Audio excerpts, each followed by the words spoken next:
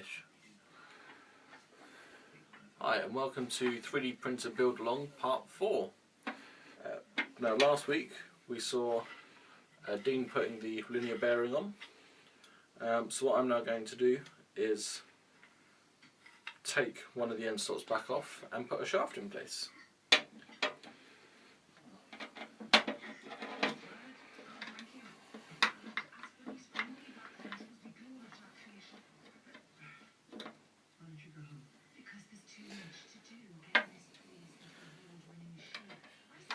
Now, is it just a shaft you've got to do this time? I am also going to be putting a belt holder in place as well, which I should be showing in a minute.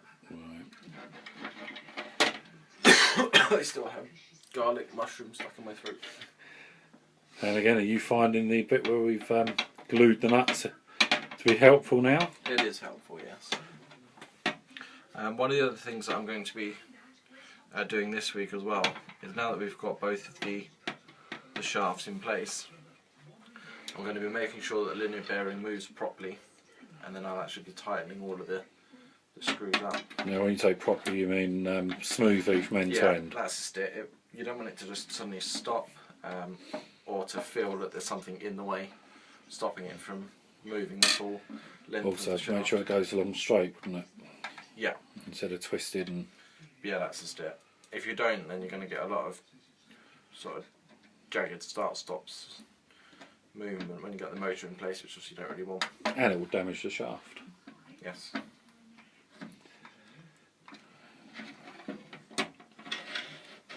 Right, let's have a little zoom in on what you've done. That looks a little bit tight. It is a little bit tight on this end at the moment. So, is there a specific way, or is this a trial and error? It is pretty much trial and error. What I tend to do is loosen all of the screws off just a tad, and then you can start to sort of work out from when you loosen.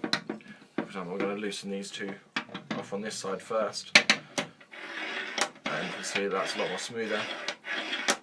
So now the chances are it's something on this side that's causing the issue. It really is just a case of just tightening them up to the same level each time. I suppose nothing's absolutely perfectly manufactured, is it? So no, that's just it. Hence why it's got slotted holes, so you've got a bit of an adjustment. Yeah, exactly. So then what I've done is I've moved them slightly, and then I'm just going to start doing them back up. As I tighten them up, check it again, make sure it's nice and smooth, and then once it's in place fully, we can give it a last little tweak. So there you go, so it's moving nice and smoothly. One thing does sort of spring to mind. I wonder if they're going to give us a bit of grease in the end. Yeah, I mean something like marine grease is ideally what you want, because it's going to be something that's nice and... Yeah, just a little bit along the shafts, just keep that bearing running smooth. I mean, bearings, I know it's a linear bearing, so it slides along instead of spins around an axis. But even normal bearings, the radial bearings like you use in skateboards, you have to grease, don't you? Oh, absolutely.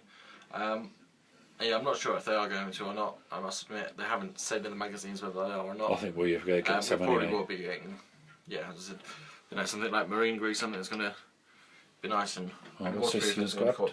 This is the belt holder. Do you notice it's actually got... I can see them. Grooves on the inside. You can see little grooves. Now this is actually, the belt will actually sit into these grooves. And that'll stop it moving. Yeah, it stops it moving and basically attaches the linear bearing to the belt, so that when you're turning the motor, which then of course turns the belt, which the motor will obviously have teeth on. Yeah, it will turn the belt by using the teeth on the belt, which will then in turn, because this is gripped on, it will turn this and move the linear bearing up and down as well. So all we're going to do is just sit this on here. There's just one single screw hole in the middle there, which is the only one that you can access. They've designed this quite well. In fact, you can't physically put it on the wrong way around. It will only go on the one way. Believe me, you're just screwed. Yes, the way of getting it wrong. One of us will find it. Now, because the next thing you're going to be doing when your next parts arrive will be to actually fit a belt to this, there's no real point doing it up tight because you're going to be loosening it off again to get the belt underneath there. So I'm just doing it just so that it doesn't fall off and get lost. Now, would you say the whole build's kept its fiddliness? It has kept its fiddliness. So we still wouldn't advise really young people doing this? No, absolutely. Or the ultra old? No, or indeed anyone that doesn't have patience. Well, I may stop building it now then. Along with you and Dean. So that is part 4 now done.